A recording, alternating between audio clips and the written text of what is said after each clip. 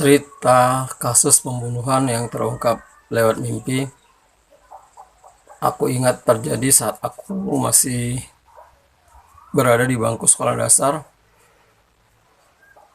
Diceritakan oleh cucu dari nenek yang korban pembunuhan itu. Aku mengenal eh, ibu itu, bibi itu sebagai seorang penjual tahi minyak. Tahi minyak itu ialah ampas dari minyak goreng yang dibuat dari kelapa. Jadi dia itu biasanya datang ke tempat aku tinggal dan orang-orang di sekitar aku itu menjajakan tahi minyak itu dan juga minyak goreng.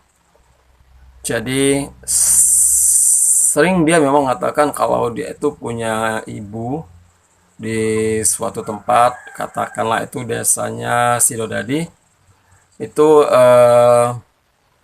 pertengahan ya dari tempat dia tinggal dengan aku. Jadi lokasi aku tinggal itu di pertengahan, dan dia mengatakan kalau dia itu memang sangat jarang mengunjungi sang nenek. Itu tidak lain dikarenakan mungkin jaraknya yang cukup jauh, juga dikatakan jauh karena waktu itu transportasi hanya dengan berjalan kaki, dan kalaupun ada yang menggunakan sepeda, mengendarai sepeda, itu hanya beberapa orang yang lumayan perekonomiannya. Ditambah lagi dia mengatakan kalau nenek sekarang itu sudah punya anak angkat. Anak angkat itu tinggal bersama sang nenek. Itu kejadiannya ketika Pak Sutri datang dari daerah mana yang tidak ketahui, tidak punya tempat tinggal, tidak punya sanak famili. Lalu nenek berbaik hati menawari Pak Sutri itu untuk tinggal bersamanya, yang kebetulan memang nenek tinggal seorang diri, mengingat anak-anaknya itu sudah berkeluarga dan punya kehidupan masing-masing. Jadi sang bibi biasanya itu rutin dan biasanya wajib ya. Tidak tidak pernah tidak itu hanya mengunjungi sang nenek hanya pada saat Idul Fitri. Selebihnya itu sangat jarang, terlebih setelah dia tahu bahwasanya nenek tinggal bersama anak angkatnya Pak Sutri, pasangan suami istri. Sampai pada suatu ketika si bibi bermimpi. Dalam mimpinya nenek berkata, datanglah, lama kali kau nggak pernah ngeliat aku, gitu. Dan itu terjadi berkali-kali gitu. Jadi ketika dia menjajakan jajang tahi minyak tadi di tempat kami tinggal, itu berarti lokasinya udah berada di tengah-tengah.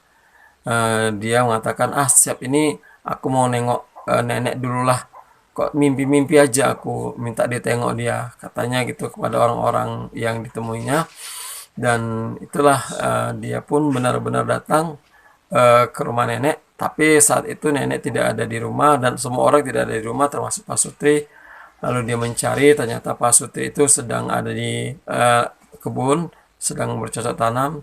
Lalu dia datang bi, kata Pak Sutri itu, ya mau jumpai nenek, tapi kok nggak ada nenek. Oh ya, nenek pergi. Kemana? Kata si bibi. Nggak tahu, kata nenek. Pergi ke rumah famili gitu. Oh, udah lama. Kira-kira tiga hari yang lalu lah gitu, kata Pak Sutri tadi.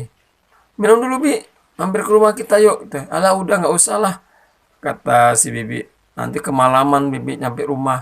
Ya udahlah, nanti kalau misalkan nenek pulang, sampaikan aja bibi datang nengok dia. Nanti dipikirnya pula bibi udah nggak peduli, nggak pernah nengok-nengok dia lagi, kata si bibi pun sambil pergi. Oh ya bi, nanti kami sampaikan, kata mereka Pak Sutri tadi. Jadi bibi itu ya benar-benar merasa nggak ada yang aneh, nggak ada yang perlu dipertanyakan. Ya wajar lah ya, kan dia punya anak tidak hanya satu gitu, barangkali dia rindu kepada anaknya yang mana gitu, bisa aja kan dia pergi berkunjung ke sana gitu. Jadi adalah benar-benar si bibi merasa nggak ada yang aneh dan nggak ada yang perlu dipertanyakan. langsung pulang menuju rumahnya takut kemalaman. Tetapi malamnya si Bibi bermimpi, "Kenapa nggak kau jumpai aku?" kata si nenek. "Aku di situnya, bukannya aku pergi kemana-mana," gitu. Terus paginya si si Bibi, apanya mimpiku ini, ya udahlah gitu kan. Mungkin terbawa suasana hati ya, karena dia sedang datang ke sana tapi nggak bertemu gitu. Jadi dinafikan begitu aja lah mimpi itu. Tapi besok malamnya mimpi lagi seperti itu, "Datanglah kau, tengoklah aku di situ aja," kata si nenek juga. Dan begitu terus, tapi si Bibi menganggap udahlah, nggak ada itu semua, itu cuman mimpi gitu aja, apalagi kan mimpinya bercampur-campur dengan mimpi-mimpi yang lainnya gitu. Jadi si Bibi nggak menanggapinya dengan serius sampai pada suatu malam si Bibi benar-benar dibuat merinding dengan mimpinya. Dalam mimpinya kali itu si nenek datang dengan raut muka yang agak marah. Dia berkata kepada Bibi, "Kau tengok aku, datang kau ya. Aku nggak kemana-mana. Kau tengok aku, datang kau, aku di situ. Aku dipendam sama orang itu. Ditutupi aku pakai tikar. Di bawah pisang yang baru ditanam orang itu. Kau tengok aku di situ ya, datang kau."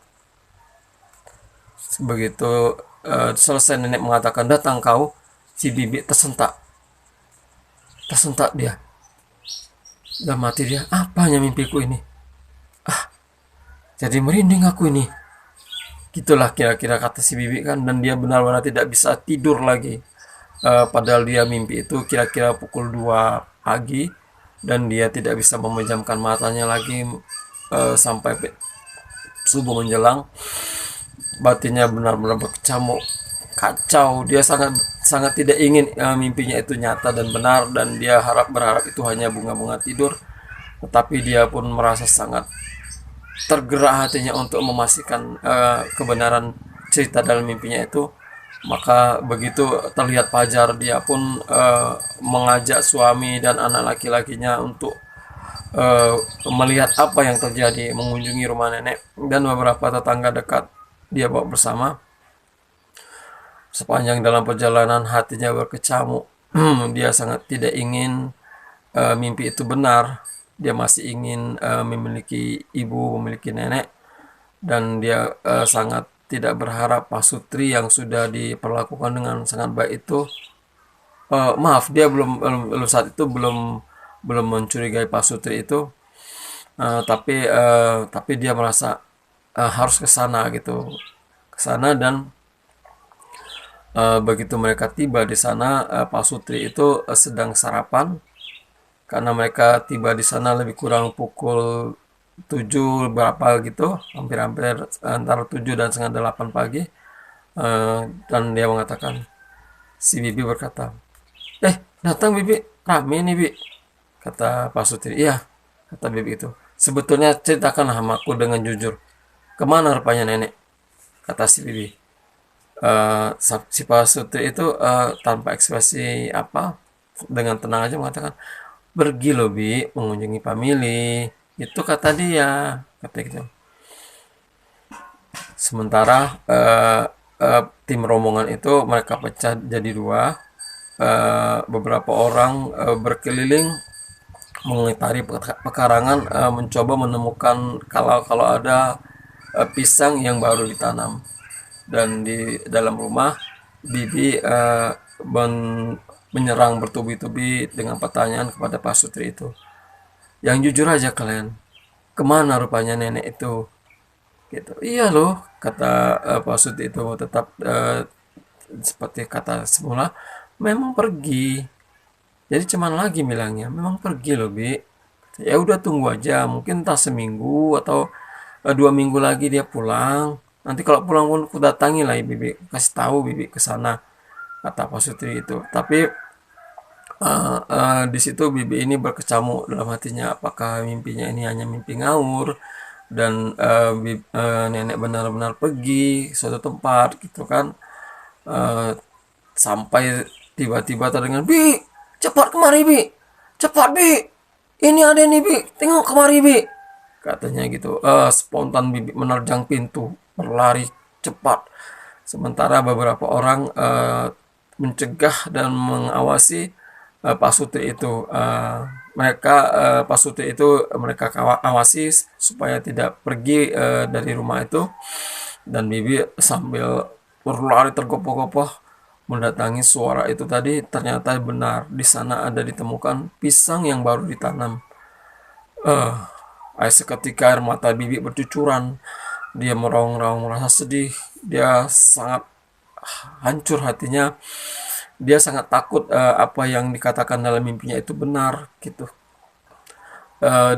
Benar-benar berkecamuk ingin tahunya, dengan rasa ingin tahunya dan penasarannya, dan satu lagi rasa ingin ini semua hanya bohong. Itu benar-benar hanya pisang yang ditanam tanpa ada apapun yang di dalamnya.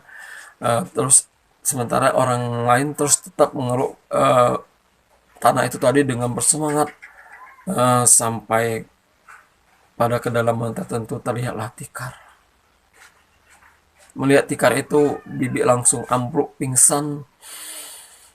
Dia merasa mimpinya itu benar-benar nyata, karena buat apa tikar dipendam di dalam di dalam tanah.